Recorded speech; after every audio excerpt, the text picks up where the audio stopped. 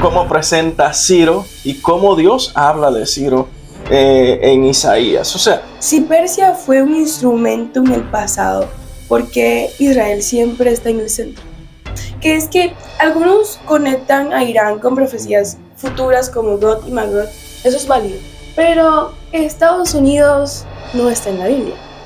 pero lo que estamos viviendo ahorita, pudiera decir que mañana será el rapto.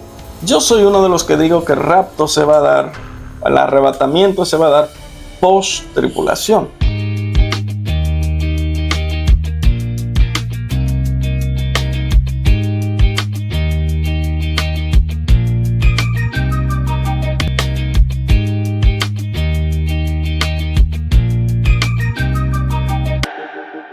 Los imperios cambian, las fronteras se mueven, las guerras se repiten, pero la pregunta sigue siendo la misma. ¿Está la historia fuera de control o está cumpliendo un plan? Hemos visto en este tiempo de cómo se ha levantado Estados Unidos e Israel en una operación militar contra Irán. Y muchas personas han comenzado a cuestionarse, a preguntarse, tanto como en lo civil, en lo político, y literalmente comienzan a hacerse preguntas, a dudar y no saber qué hacer, no saber cómo reaccionar ante la situación que está pasando en este momento. Y me incluyo allí también. Por el día de hoy vamos a salir de todas esas dudas que tenemos y todas esas cositas. Así que nada, familia, Dios le bendiga y sean bienvenidos a un nuevo episodio más de Paso al Frente, del podcast que te va a ayudar a crecer espiritualmente en tu fe, en tu día a día, para acercarte cada día más a Dios. Así que aquí estamos una vez más en un nuevo episodio para seguir aprendiendo más de la palabra de Dios y de la identidad que es Dios para nuestra vida. Y como vimos en el título de este episodio, vamos a estar haciendo un análisis histórico de lo que realmente fue y está pasando y de lo que realmente debemos de pensar y entender sobre este tema. Claro que sí, claro que sí. Hoy vamos a hacer un breve análisis histórico de esta situación, de este conflicto que hoy vive el mundo y que, como dijiste, muchos hoy están paranoicos, muchos hoy están pensando en que se le acabó todo y que pronto pues se van a presentar situaciones que para ellos es catastrófica, ¿no? Bueno, muchos hablan de una posible tercera guerra mundial, hablan de que el conflicto va a escalar a más allá, por consiguiente ya el petróleo está a la alza, el oro como activo también está a la alza y un sinfín de activos que se han ido a la alza y la situación global pues que hoy nos atañe pues o que hoy se presenta, claro que sí es digna de análisis, pero vamos a hacer como ese análisis sencillo acerca de la representatividad de cada uno y en el contexto bíblico, profético e histórico, ¿no? Para que podamos entender y algunos de los que tienen miedo hoy, que duermen con un ojo abierto y el ojo cerrado por si tienen que hacer algo. Pero sí, vamos a tratar de hacer eso así hoy. Exactamente, a salir de dudas, y me incluye allí también. Y una de las primeras preguntas que queremos sacar de duda el día de hoy es, cuando hablamos de Irán el día de hoy, ¿de qué estamos hablando según la Biblia? ¿Qué representa Irán en la Biblia? Bueno, para entrar, ¿no? Vamos a tratar de hacer un poquito de historia y nos iríamos al libro de Daniel, capítulo 8. Si hoy conocemos a Irán como Irán o la República Islámica de Irán, ayer no se llamaba así. En la Biblia, Daniel en su capítulo 8 habla acerca de lo que sería el imperio medo-persa, ¿no? Tomando en cuenta que Daniel está en ese momento en lo que se llamaba Babilonia, el imperio babilónico. Cuando Babilonia entró a Jerusalén, a Israel, destruyó todo Israel, toda Jerusalén, destruyó el templo, se llevó a muchos cautivos, entre ellos estaba Daniel. Pero ya en Babilonia, Daniel, pues en sus oraciones que le hacía a Dios y pedía a Dios, pues una de esas visiones tuvo Daniel acá, que es justamente en el capítulo 8, y dice que en una de esas visiones Daniel vio lo que se llama un carnero, ¿no? Y este animal pues tendría dos cuernos, uno pequeño y uno grande. Y luego ahí vemos que más adelante habla de un macho cabrío con un cuerno. Este carnero de dos cuernos, el pequeño y el grande, en el mismo capítulo 8 de Daniel, esto no es interpretación propia ni nada, porque el mismo Daniel explica la profecía y dice que en esa profecía estaba lo que entonces, que el carnero con los dos cuernos representaba el imperio medo-persa que había de venir. Y recuerden, Daniel estaba en ese momento cautivo allá en Babilonia y era el imperio babilónico, que como dijimos ya había destruido a Israel y todo lo que allí había. Pero ahora Daniel, con esta visión que tiene, Dios le está mostrando lo que va a acontecer y cómo va a acontecer. Entonces vino el imperio medo-persa. Medo-persa. Es decir, hoy día, ¿cómo representaríamos a los medos? Los medos los representaríamos en lo que son los kurdos, la parte sunita, y los persas, lo que son los chiitas hoy, o lo que conocemos como Irán. Entonces, al final, ese reino medo-persa viene. Pero aquí está la parte buena, y es que el imperio medo-persa, cuando llega, toma Babilonia, hace todo lo contrario a lo que hizo Babilonia en su tiempo. Este imperio lo que hace es que le da como potestad, libera al pueblo de Israel, libera a los cautivos que tenía allí, también ayuda a que se reconstruyera el templo, los muros, que se reconstruyera la ciudad de nuevo. Lo que es decir que esa enemistad que vemos hoy a muerte con Irán, ¿verdad? O el imperio persa en aquel entonces, los persas. Ayer no fue así. Ayer Dios usó a este imperio para restaurar al pueblo de Israel, para restaurar a Israel, para restaurar el templo, que ahí fue que se construyó el segundo templo. Y allí vemos en esos tiempos estuvo Esther, que en el imperio persa, ¿no? En la capital de Susa del imperio persa. Allí estuvo contemporáneo Esdras también, el escriba. Allí estuvo también contemporáneo Nehemías. O sea, todas esas gente contemporáneas, pues fungieron un papel importante. Y eso lo que nos presenta es que de una manera u otra no empezó como esa enemistad. Más adelante también vemos cómo Isaías presenta a Ciro, que con él fue que nació el imperio persa, cómo presenta a Ciro y cómo Dios habla de Ciro en Isaías. O sea, estamos viendo una conflagración de lo que es o de lo que fue un imperio amigo del pueblo judío o del pueblo de los hebreos en ese entonces. No estamos viendo lo que hoy vemos no es lo que realmente fue. Y para ese tiempo, el imperio medo-persa viene naciendo ya o viene conquistando a Babilonia en el año 539 a.C. Para esa fecha es que conquista el imperio babilónico. Pero como dijimos, en lugar de destruir a Israel, lo libera.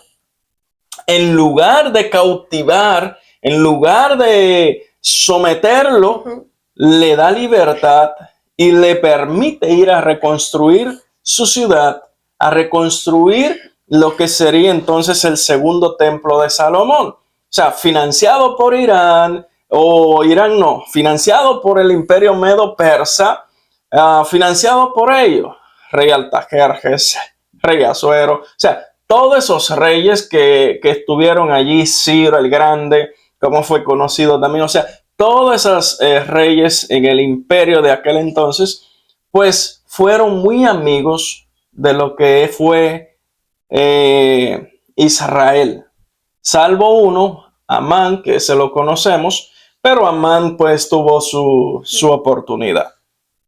Y así mismo como menciono, o sea, lo que vemos ahora no era lo que realmente era anteriormente. Pero así seguimos en ese mismo renglón. Y está de que si Persia fue un instrumento en el pasado, porque Israel siempre está en el centro. Bueno, hay que recordar algo. Israel no es simple y llanamente una nación. Vamos a decir, no es simple y llanamente la nación de Israel que está allí colocada en aquel lugar, un pedacito de tierra y nada más. Desde los tiempos abrahámicos podemos ver, ¿no? Hasta el Mesías. Desde aquellos tiempos hasta la fecha y bueno, y hasta Apocalipsis, Jerusalén viene siendo el punto geográfico donde se desarrollan casi todas las profecías que tenemos en la Biblia. Es decir, no vamos a ver que Israel es simple y llanamente, como dije, el punto político geográficamente que está allí. No, no, no. Es que desde el pacto abrahámico, desde aquellos tiempos, cuando Abraham sale de Ur de los Caldeos y va a la tierra que te mostraré, y allí, ¿a dónde lo lleva? Justamente a esa tierra. Hasta el Mesías y todo lo que se relata en el Apocalipsis ponen a Jerusalén como el centro principal de lo que son todas las profecías. En Zacarías 12:3 dice lo siguiente, dice que Jerusalén será piedra pesada para todos los pueblos. El decir que Jerusalén sería piedra pesada para todos los pueblos es como decir, cualquiera que quiera destruir esa piedra los destruirá a ellos. Cualquiera que quiera cargar esa piedra pesará tanto que los destruirá a ellos. Es decir, sigue poniendo a Jerusalén como ese foco principal de lo que es la profecía bíblica. O sea, que no es que simple y llanamente, como bien dijeras en tu pregunta, si fue un instrumento del pasado, ¿verdad? Porque Israel siempre está en el centro, que hoy hay una enemistad a muerte entre el hoy Irán y el hoy Israel. Es decir, aunque ayer no fue así, pero cada parte, como también dijiste en la introducción, va reconstruyéndose conforme a Dios. No es que la historia está a sus anchas o que hay un plan. No, no, es que Dios es quien dirige las cosas. Y Dios es quien va tomando el control de todo. Entonces, históricamente, si vemos a Israel, Asiria atacó a Israel. Históricamente, Asiria atacó a Israel. Babilonia la destruyó, como ya vimos en la parte. Persia entonces viene y la restauró. Entonces, allí vinieron otros imperios como Grecia, que ese fue la parte del carnero o del macho cabrío con un cuerno, que este macho cabrío luego vino y deshizo al imperio medo-persa. Como en todo imperio, el más fuerte sobrevive. Y vemos que hoy día están gobernando los persas. Los medos, como le dije, vendrían representando a los que son los kurdos o los sunitas. Por esa zona vienen representándolos a ellos. Entonces los medos no tienen tierra, no tienen donde habitar. O sea, los kurdos donde quiera son rechazados, donde quiera son abatidos. ¿Por qué? Porque el imperio persa, como era mayor, más fuerte, recuerda el carnero, un cuerno pequeño y un cuerno grande. Es decir, que esos dos cuernos, el más grande subyugó al más pequeño, ¿verdad? Y surgieron otros imperios como el de Grecia, que entonces mete la herejía, la hechicería, mete el paganismo, mete un sinfín de cosas a Israel para cuando viene el imperio greco. Después viene el imperio romano, pero ese no es el caso de hoy, ¿no? Pero esto es lo que sería un poquito centralizando la historia para poder entender el conflicto que hoy se avecina. Literalmente con estas dos preguntas podemos ir llevando el hilo y aclarar más nuestra mente de lo que realmente era, lo que es ahora Irán, y cómo realmente se llegó a tratar lo que era Israel con Irán, y ahora ver cómo está sucediendo estas cosas que tal vez nos saquen de, es decir, como no comiencen a cuestionar tantas cosas en la mente y todo eso, Sí. y no sabemos ni siquiera qué pensar, pero ahora comenzamos a abrir ese caminito y darnos cuenta, ok, esto era así, y ahora vemos esto y esto, pero vamos a seguir aprendiendo. Te tengo otra preguntita para sacar más de duda, que es que algunos conectan a Irán con profecías futuras como God y Magog. ¿Eso es válido? Bueno, ¿qué te digo? Ezequiel 38, sí, Ezequiel 38 menciona a Persia como parte de una coalición que se levantaría contra Israel.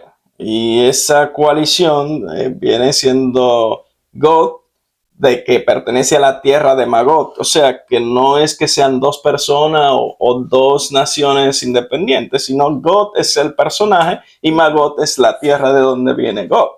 Entonces, sí, si leemos Ezequiel 38, hace como esa comparación, o no comparación, mejor dicho, hace mención de lo que sería Persia en esa gran alianza contra Israel. Por lo que yo diría que lo que estamos viendo hoy todavía no representa esa gran alianza que habría de Persia y otras naciones como Rusia, posiblemente China, entre otras, para alzarse contra Israel. Entonces, esas son partes. Y un poquito de detalle que te daría, y la gente quizás se preguntaría cuándo fue que entonces dejó de pasarse, o pasó a llamarse Irán en lugar de Persia. Bueno, para el año 1935 había lo que le dicen el zar de Irán, que se llamaba Reza Shah Pahlavi o Pahlavi.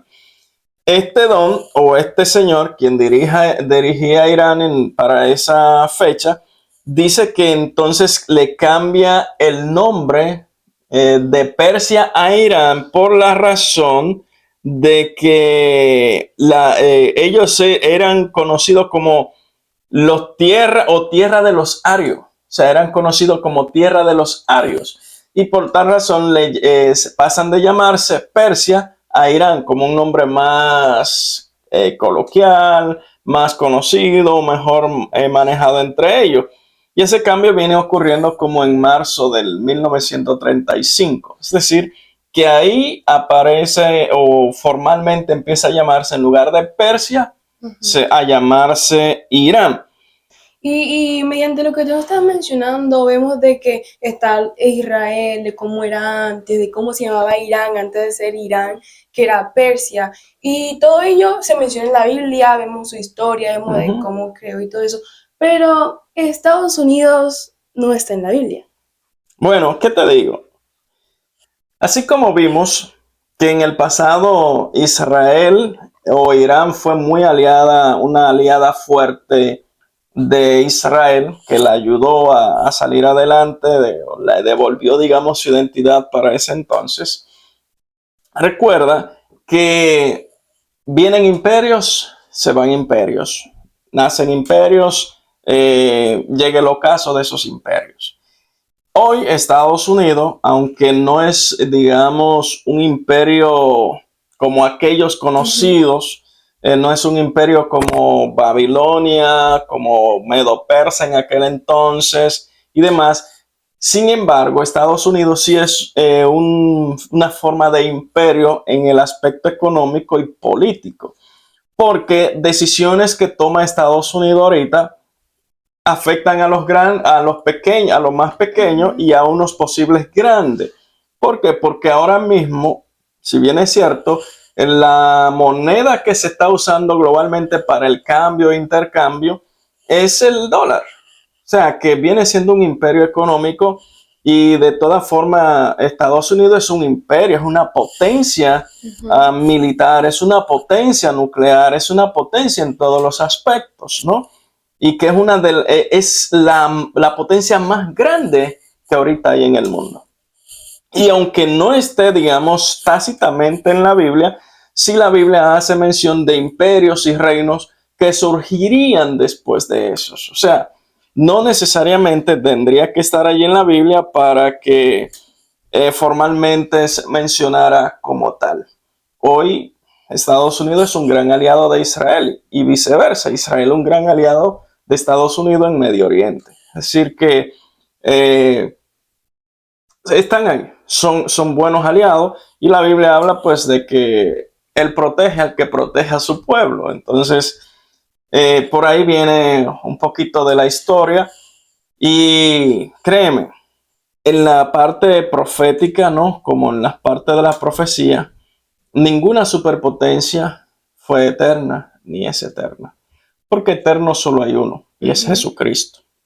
Eterno solo hay uno, es Dios. Entonces, no hay potencia ni superpotencia que sea eterna, así como lo es Jesucristo. Así mismo es. Es eterno.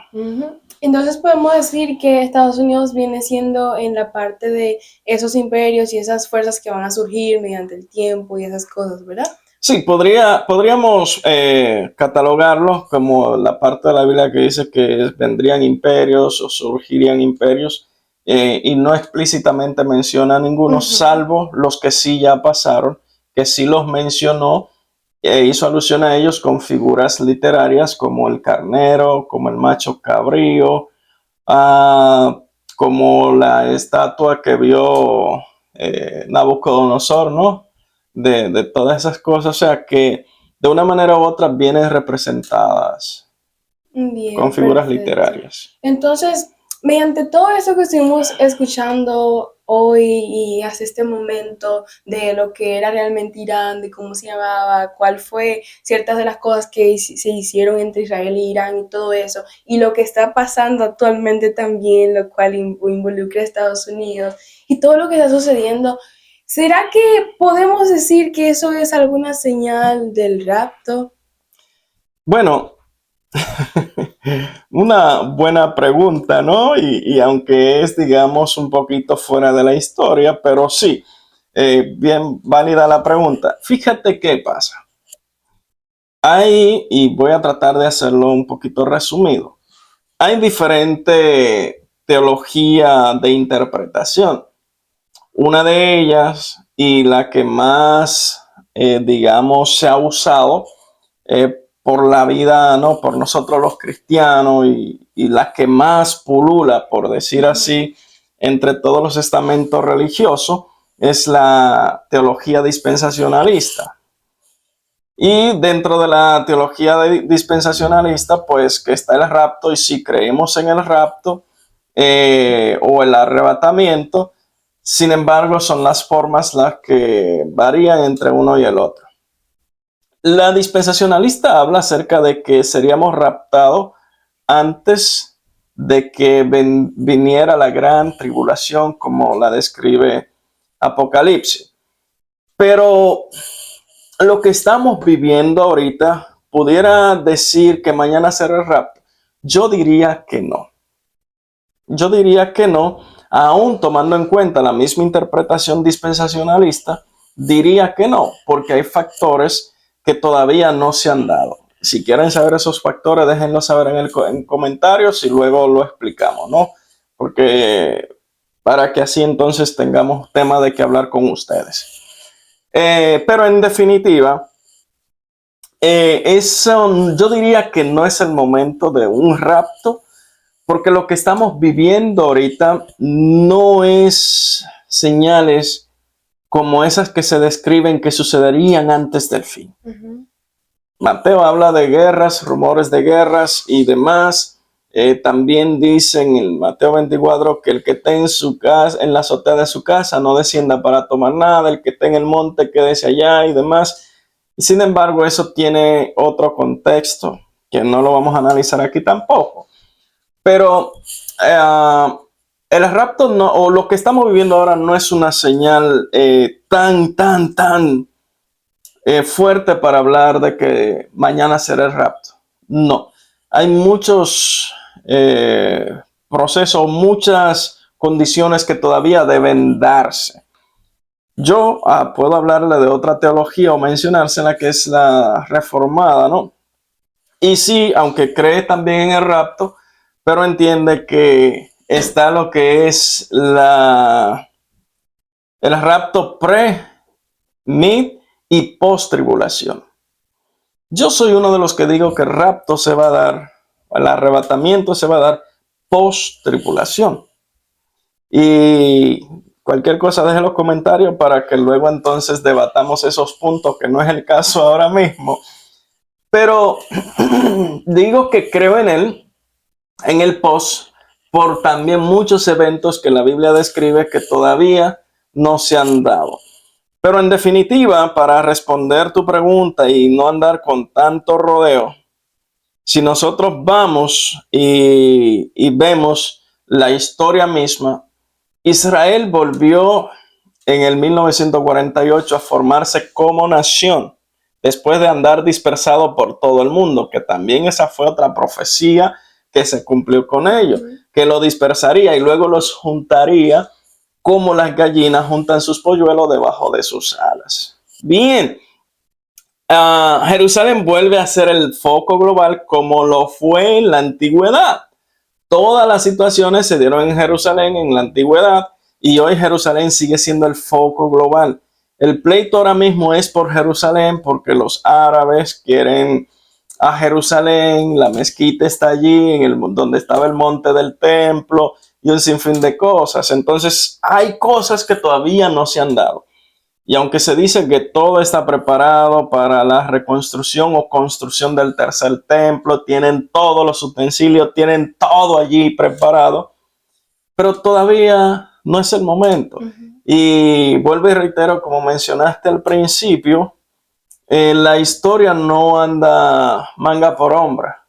La historia es un guión que Dios ha trazado y se va a cumplir conforme a ese guión que Él escribió. Entonces, no es como yo lo quiero o como tú lo quieres, como Dios lo escribió.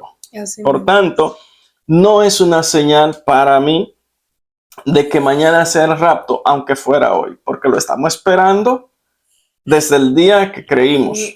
Igual lo esperaron los apóstoles en su tiempo, pero sí creo que mañana puede ser el rapto, pero no porque esto sea la señal de que mañana será el rapto. Así mismo. Entonces, hoy vimos de lo que realmente era Irán, que era llamado Persia, vimos lo que tenían entre ellos dos, tanto como Israel y Irán en ese entonces, el tiempo atrás, lo que está pasando ahora y de dónde viene Estados Unidos estar aquí presente en esa situación. Y también vimos de que eso no es una señal para alarmarnos y comenzar a cuestionarnos tanto y a ponernos locos y por aquí y por allá y todas esas cosas, ¿cierto? Sí, es lo que digo porque entiendo que no es para alarmarse y nosotros los creyentes, en lugar de alarmarnos, deberíamos regocijarnos, no por la guerra, no, porque tampoco se malentiende, pero regocijarnos porque si mañana es el rapto y usted está listo, se va con él. Exacto. Se va con él, no se alarme, no se asuste. Y yo diría, y me atrevería a decirle algo, no oren para que Dios quite la guerra. Oren para que Dios tenga misericordia de los actores en esta guerra, de los que sufren el impacto directo e indirecto de esta guerra, para que Dios tenga misericordia de ellos.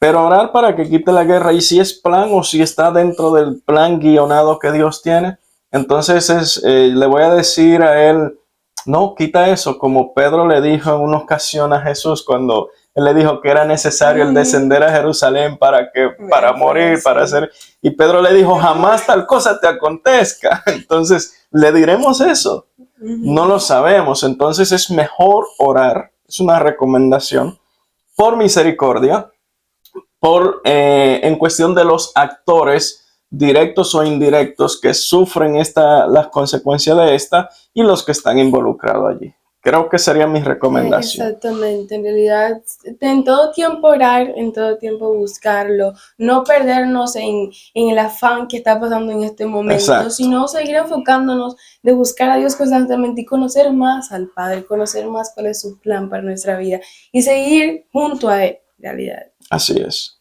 Entonces, podemos ir cerrando hasta este momento con las preguntas y todas esas cosas y todas las dudas que podemos tener para así tener un poquito más claro la mente con la información que nos estoy comunicando el día de hoy. Y es solamente para recordarles de que sigamos confiando en Dios, sigamos buscándolo a Él, sigamos estando junto a Él, de que las cosas que Él tiene pautadas van a pasar sí o sí. Así como mencionaste, seguir orando y pidiendo por misericordia por esas personas que están siendo afectadas allí en estos momentos.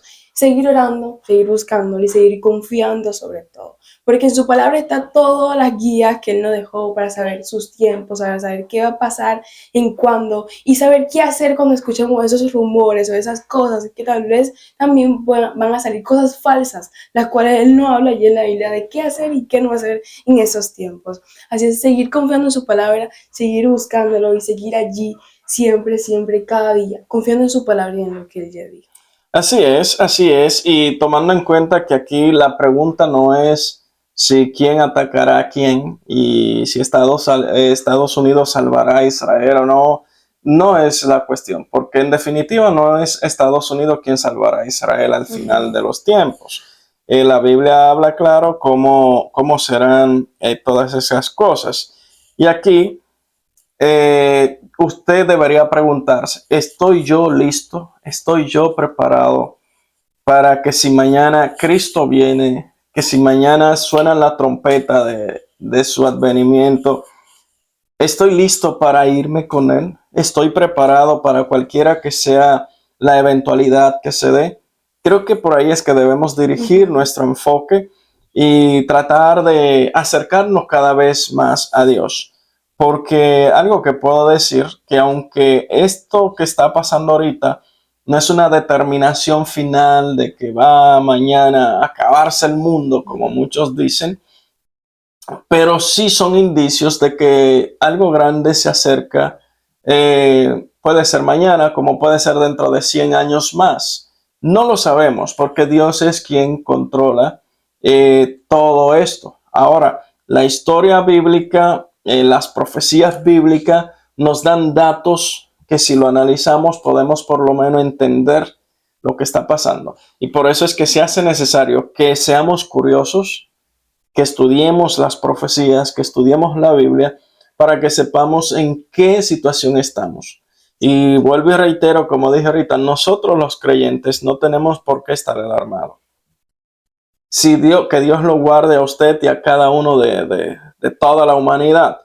Pero si mañana nos toca morir, Pablo dijo que el vivir es Cristo y el morir es ganancia. Es decir, si vivimos en Cristo, ¿verdad? Todo va bien, todo anda bien. Y si morimos en Él, ganamos, porque pasamos entonces de muerte a vida. Entonces tengamos eso claro. Todo lo que estamos viviendo ahora, pues es un preludio, pero no quiere decir que sean los acontecimientos finales de la que la Biblia dice. Y cuando digo finales es al paso de entrar la otra parte que necesitamos. Muchos hablan de una tercera guerra mundial, muchos hablan de situaciones que van a empeorar, pero no es lo que muchos hablan, que muchos hablan desde su óptica político-social, pero conocen poco de lo que es la Biblia y lo que es la profecía bíblica. Así mismo es. Porque todos los imperios pasan. Persia pasó, Roma pasó, los imperios modernos pasarán. Pero el reino de Cristo Permanece para siempre. Así mismo es. Porque creemos que lo que cambia el mundo comienza con un paso. De ese paso y ese paso de fe para seguir creyendo, para seguir firme en Dios. Y si esta guerra hoy está, usted siga orando, siga pidiéndole a Dios misericordia y que Él siga obrando conforme a su voluntad. Si en algún momento, pues, usted entiende que debemos seguir creando esta serie, déjenoslo saber por los canales que usted entienda pertinente para seguirle hablando de estos temas que ahorita, pues, tienen a muchos.